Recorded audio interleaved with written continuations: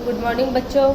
आज मैं आपको 11वीं क्लास में पाठ 3 धनधाकी सेवाएं भाग 2 के विषय में समझाऊंगी। बच्चों, इसके पहले आप लोगों ने बैंक के चेक के विषय में और रियल टाइम ग्रोस सेटलमेंट के विषय में जाना। आज हम लोग कैश क्रेडिट के विषय में जानेंगे।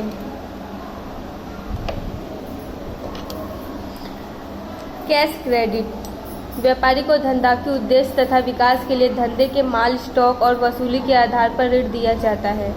व्यापारी को धनधाकी उद्देश्य को तथा विकास के लिए धंधे के माल के स्टॉक के लिए वसूली के आधार पर क्या दिया जाता है? ऋण दिया जाता है। इस प्रकार की ऋण व्यवस्था में माल, स्टॉक बैंक का बंधक रहता है। इस प्रकार की ऋण की व्यवस्था में क्या रहता है? जो माल का स्टॉक रहता है वो किसके बंधक में रहता है? बैंक के बंधक में रहता है। धनधाकीय इकाई जितने प्रमाण में जितने समय के लिए इन धनराशि का उपयोग करती है उतने ही प्रमाण में निश्चित दर से ब्याज भी चुकाना पड़ता है। धनधाकी इकाई क्या है? इन सब राशि का जितने समय तक उपयोग करती है उसको उस प्रमाण में उतना ही ब्याज चुकाना पड़ता है। लोन बैंक का मुख्य कार्य जमा स्वीकार करना और ऋण देना है। बैंक का मुख्य कार्य क्या है बच्चों? जमा स्वीकार करना, यानी ग्राहकों का बचत स्वीकार करना और ऋण देना। बैंक कम दर पर जमा राशि स्वीकार करती है, ऊंची दर पर ऋण देती है। बैंक क्या है? कम दर पर राशि यानी कम पैसे जमा करती है, आपको जितना ऋण चाहिए उतना लोन वो आपको देती है। बैंक व्यापारी को अलग अलग प्रकार का ऋण देती है। बैंक जो व्यापारी को अलग अलग प्रकार का ऋण देती है, व्यवसाय का ऋण, पढ़ाई का ऋण, घर का ऋण, हर प्रकार का आपको लोन वो देती है। इस प्रकार बैंक व्यापारी या ग्राहक की विविध आवश्यकताओं को पूर्ण करने के लिए ऋण देती है, जैसे मकान खरीदने के लिए, फर्नीचर खरीदने के लिए, रिपेयरिंग करवाना हो, वाहन खरीदना या धंधे के विकास के लिए। यह सब ऋण बैंक हमें देती है। यह ऋण दीर्घ अवधि का हो और पूरी रकम एक साथ ना हो तो इसे लोन के रूप में जाना जाता है। ये ऋण क्या है? लंबे समय का हो और एक साथ न चुकाया जा सकता हो तो इसे हम लोन कहते हैं। इस प्रकार की दी गई लोन की रकम वापस मिले इसके लिए अस्थायी संपत्तियों की जमा ली जाती है। इस प्रकार का लोन हमें मिल जाए इसलिए हम अपनी अस्थायी संपत्ति को जमा करवाते हैं, यानी कि वहाँ पे अपना उसका हम रसीद कागज़ जमा करवा देते हैं। तब उसके आधार पर हम देखो बच्चों, हमें जैसे गाड़ी वगैरह लेना हो या घर लेना हो तो उसके आधार पर हमको अपनी कोई महंगी चीज़ वहाँ पे जमा करवानी पड़ती है। बैंकिंग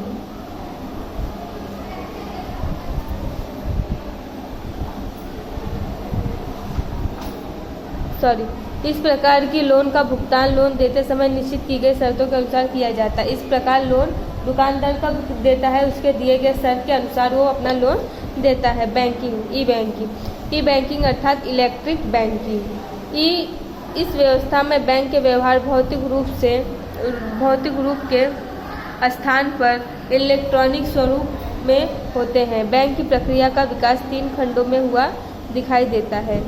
पहला है परंपरागत प्रक्रिया। बैंक के कार्य परंपरागत पद्धति से होते हैं, जिसमें खाता धारक के खाता के लेखे के लिए लेजर रखा जाता है। इसके अलावा वाउचर सुरक्षित रखना, नमूने के हस्ताक्षर चेक करना जैसे कार्य भी किसी भी प्रकार के यंत्रों की सहायता के बिना नहीं किए जाते हैं। ये सब क्या है?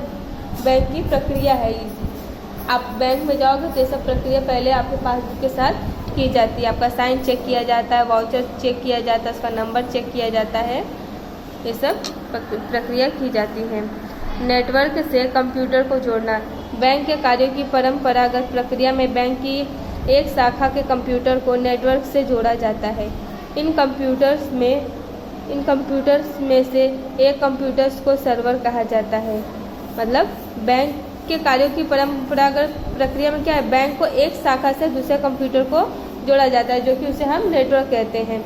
इस कंप्यूटर्स में एक कंप्यूटर को दूसरे कंप्यूटर्स में जो हम जोड़ते हैं उसको हम सर्वर कहते हैं। इस प्रकार एक शाखा के सभी कंप्यूटर्स का जुड़ाव संभव है। परिणाम स्वरूप बैंक का कार्य सरलता से और शीघ्रता से होता है। इस प्रकार क्या है? एक शाखा का कंप्यूटर्स का जुड़ाव दूसरे शाखा के साथ संभव है और बैंक का कार्य क्या है? सरलता से पूरा होता है। इंटरनेट का उपयोग। बैंक के कंप्यूटर्स को इंटरनेट के साथ जोड़ा जाता है। जो बैंक का कंप्यूटर है उसको इंटरनेट के साथ जोड़ दिया जाता है। परिणाम स्वरूप बैंक की प्रक्रिया बहुत ही सरल और गतिशील हो जाती है। और परिणाम क्या रहता है? बैंक की प्रक्रिया बहुत ही गतिशील और सरल हो जाती है। उनके लिए काम करना आसान हो जाता है और तेज़ी से कार्य होता है। इंटरनेट, कोर बैंकिंग और मोबाइल बैंकिंग। बैंक के व्यवहार इंटरनेट द्वारा होते हैं। बैंक का कार्य किसके द्वारा होता है? इंटरनेट के द्वारा होता है। इस प्रकार की व्यवस्था के लिए बैंक के द्वारा ई कॉर्नर या ई गैलरी जैसी व्यवस्था प्रारंभ की गई है। इस प्रकार के व्यवहारों में बैंक यूनिक कोड यानी पासवर्ड ग्राहक को देती है। इस प्रकार में दो रूप से व्यवहार होते हैं, एक तो वित्तीय व्यवहार, दूसरा अवित्तीय व्यवहार। पहला है वित्तीय व्यवहार। इस प्रकार के व्यवहार में बैंक खाता धारक अन्य बैंक के खाता धारक के खाते में अपने खाते से रकम जमा करवाने के व्यवहार को वित्तीय व्यवहार कहते हैं। जैसे टेलीफोन का बिल भुगतान करना, कर भरना या अन्य प्रकार का भुगतान करना, जिसे हम नेट के द्वारा ऑनलाइन भरते हैं। अब दूसरा है अवित्तीय व्यवहार। इस प्रकार के व्यवहारों में वित्तीय व्यवहार नहीं होता है। इस प्रकार के व्यवहार में कैसा? वित्तीय यानी पैसे का व्यवहार नहीं होता, बल्कि खातेदार बैंक के अपने खाते का स्टेटमेंट प्राप्त करता है। Bank cheque book request, pin change, stop payment request जैसे अवित्तीय व्यवहार करता है। इंटरनेट के उपयोग से बैंक के कार्यों में निम्नलिखित सरलताएं प्राप्त हुई हैं।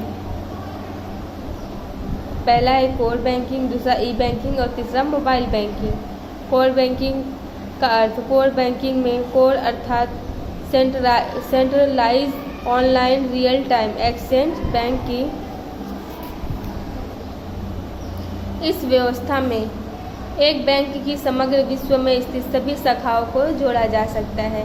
बैंक के केंद्रीय सर्वर में उस बैंक की सभी शाखाओं के सभी खाता धारकों को जानकारी उपलब्ध होती है। बैंक के किसी भी खाता धारक के व्यवहार का लेखा रियल टाइम में इस केंद्रीय सर्वर में लेखांकित होता है। क्योंकि सर्वर में क्या है? सभी खाता धारक के व्यवहार यानी उनके विषय में जानकारी सब उसमें सर्वर में लेखांकित यानी सेव कर दिए जाते हैं। इस केंद्रीकृत सर्वर में किए गए व्यवहार का परिवर्तन लेखा बैंक की सभी शाखाओं में देखा जाता है। मतलब आपके बैंक में आपका पूरा एड्रेस, आपके बारे में पूरा उसमें दिया होता है। वो किसी भी बैंक में जाकर इंटरनेट द्वारा आप देख सकते हो। वह किसी भी शाखा से अपने खाते से नकद निकाल सकता है। वो बैंक की दूसरी ब्रांच से भी वो पैसे निकाल सकता है। ऐसा नहीं वो जिस बैंक में खाता खुलवा उसमें ही निकाल सकता है, नहीं, उसी ब्रांच की दूसरी बैंक से वो पैसे निकाल सकता है। यह प्रक्रिया एक ही बैंक की अलग अलग शाखाओं में हो सकती है। यह प्रक्रिया क्या है? बैंक की एक ही बैंक की अलग अलग शाखाओं में होती है। इस प्रक्रिया के कारण बैंक और ग्राहक दोनों के कार्यों के समग्र और खर्च में कमी हुई है। देखो इससे क्या है? ग्राहक और बैंक दोनों के कार्य कैसे सरल हुए और खर्च में कमी भी हुआ है। दूसरा है ई बैंकिंग। वर्तमान समय में सभी बैंक और उसकी शाखाएं इंटरनेट के माध्यम से एक सर्वर से जुड़ी होती हैं। इसलिए व्यक्ति का खाता किसी भी शहर की शाखा में हो और अन्य किसी स्थान से या अन्य किसी शाखा से रकम निकालना चाहता है या डिपॉजिट करना चाहता है तो उसे कर सकता है। वर्तमान समय में क्या है बच्चों? सभी बैंक उसकी शाखा इंटरनेट के माध्यम से एक दूसरे के सर्वर के साथ जुड़ी होती है। इसलिए व्यक्ति का खाता किसी भी शहर में हो पर किसी भी बैंक में हो पर उसकी ब्रांच की दूसरी बैंक हो तो वहाँ से वो अपना पैसा आराम से निकाल सकता है। अन्य बैंकों के द्वारा विविध स्थानों पर ई कॉर्नर बनाए हुए होते हैं जिनके द्वारा मशीन की सहायता से एटीएम कार्ड द्वारा अपने खाते में से रकम निकाला जा सकता है। सरकार ने क्या काम किया? ई कॉर्नर यहाँ बनाए हुए हैं, मतलब कि उसमें मशीनों की सहायता के द्वारा एटीएम कार्ड ग्राहकों को दे दिए हैं कि उनको जब जरूरत हो एटीएम कार्ड के द्वारा वो पैसे निकाल सकते हैं। अपने खाते की शेष जान सकते हैं। इस प्रकार से व्यवहार होने के कारण बैंक सर्वर के साथ खाता धारक का मोबाइल नंबर कनेक्ट कर देता है, जिससे खाते में जमा या निकाली गई राशि का मैसेज प्राप्त होता है। इस व्यवस्था के कारण व्यक्ति का कार्य सरल और हो जाता है। इसके कारण क्या है, व्यक्ति एटीएम कार्ड के द्वारा पैसा निकालता है तो उसको उसकी कितना पैसा बचा है यानी शेष राशि का भी ज्ञान हो जाता है, उसको मोबाइल पे मैसेज भी आ जाता है। तीसरा है मोबाइल बैंकिंग। मोबाइल बैंकिंग ऐसी सेवा है जिसके द्वारा बैंक में व्यवस्थित रूप से व्यक्तिगत रूप से जाए बिना इलेक्ट्रॉनिक साधनों के द्वारा अर्थात इंटरनेट युक्त मोबाइल की सहायता से विश्व के किसी भी कोने से मौद्रिक व्यवहार किया जा सकता है। व्यक्ति क्या है, बैंक में बिना गए इंटरनेट के द्वारा वो कहीं भी रह के विश्व के किसी भी कोने में रह के अपना पैसा ट्रांसफ़र भी कर सकता है और निकाल भी सकता है। जैसे खाते की शेष रकम अर्थात बैलेंस जान सकता है, light bill, telephone bill, gas bill तथा कर या अन्य भुगतान किया जा सकता है। मतलब व्यक्ति घर बैठे ही बिल भर सकता है, घर वेरा भर सकता है, मोबाइल का बिल भर सकता है। ये इंटरनेट बैंकिंग के द्वारा हो सकता है, मोबाइल बैंकिंग के द्वारा ये सब चीज़ें हो सकती हैं। एक खाते से दूसरे खाते में बच्चों पैसा भी ट्रांसफ़र किया जा सकता है। इस प्रकार की सेवा प्राप्त करने के लिए बैंक में आवेदन करना पड़ता है। अगर ये सब सेवा आपको चाहिए तो इसके लिए बैंक को आपको आवेदन करना पड़ेगा, यानी कि उसको पहले एक लेटर लिख कर देना पड़ेगा, अपना मोबाइल नंबर ऐड करवाना पड़ेगा। इसके पश्चात बैंक मोबाइल बैंकिंग के लिए लॉगिन आईडी और पासवर्ड देते हैं। इस व्यवस्था में सुरक्षा को बनाए रखना अत्यंत आवश्यक है। बैंक आपको पासवर्ड और लॉगिन आईडी देता है जो कि आपको इसको गुप्त रूप से बनाए रखना बहुत ही ज़रूरी होता है। अब है बैंकिंग सेवाएं। बैंकिंग सेवाओं में पहला है एटीएम। इस सेवा का नाम ऑटोमेटिक टेलर मशीन है। बैंक के खाता धारक को यह सुविधा दी जाती है, ग्राहकों को आवश्यकता हो तब अपने खाते से बैंक द्वारा निर्धारित न्यूनतम से अधिक और अपने खाते की जमा राशि से कम रकम निकाल सकते हैं। देखो बच्चों, ये क्या है, एटीएम है। एटीएम कार्ड में क्या है, आपके खाते में जितना पैसा जमा है उतना पूरा का पूरा नहीं निकाल सकता, पर थोड़ा पैसा आपको छोड़ के बाकी सबके सब पैसा आप निकाल सकते हो। आपको जब ज़रूरत हो तब ये इससे आप अपने निर्धारित की हुई राशि को निकाल सकते हो। दूसरा है क्रेडिट कार्ड। 20वीं सदी के अंत में बैंक का यह कार्ड विशाल पैमाने पर प्रारंभ हुआ। खाता धारक या अन्य कोई व्यक्ति बैंक से आवेदन करके कार्ड मांग सकता है। बैंक व्यक्ति की साख या व्यवस्थित अध्ययन करती है। अध्ययन के आधार पर व्यक्ति की ऋण चुकाने की क्षमता की सीमा निर्धारित की जाती है। उस व्यक्ति को बैंक द्वारा निर्धारित शाखा मूल्य का क्रेडिट कार्ड दिया जाता है। यह कार्ड धारक व्यक्ति के द्वारा वस्तु का क्रय करने पर कार्ड द्वारा खाता धारक के खाते से रकम और उधार विक्रेता के खाते से रकम निकाल ली जाती है। देखो इससे क्या है बच्चे, क्रेडिट कार्ड द्वारा हम कोई सामान वगैरह खरीदते हैं तो उसको बिल चुकाने के लिए कार्ड को हमको स्वीप करना रहता है। तो स्वीप करने से क्या रहता है कि जो पैसा है, मतलब जितने की हमने खरीदी की है उतना रकम कट जाता है। निश्चित समय पर हिसाब बैंक द्वारा भेज दिया जाता है। कार्ड धारकों को निश्चित समय अवधि में बैंक की रकम की भरपाई करनी होती है। अब है डेबिट कार्ड। डेबिट कार्ड द्वारा जहां व्यवहार करने की व्यवस्था हो वहां इस कार्ड का उपयोग किया जा सकता है। डेबिट कार्ड धारक अपने क्रय का भुगतान इस कार्ड द्वारा करता है। इसके लिए क्रय करके कार्ड दुकानदार को दिया जाता है। जितनी रकम की खरीदी की गई हो उतनी राशि कार्ड धारक के खाते से उधार की जाती है। कार्ड धारक के खाते में जितनी रकम हो उतनी रकम का उपयोग किया जा सकता है। देखो बच्चों, डेबिट कार्ड के द्वारा क्या होता है, आप कोई शॉपिंग वगैरह कर रहे हैं तो इस कार्ड के द्वारा क्या है, आप बिल पे कर सकते हो।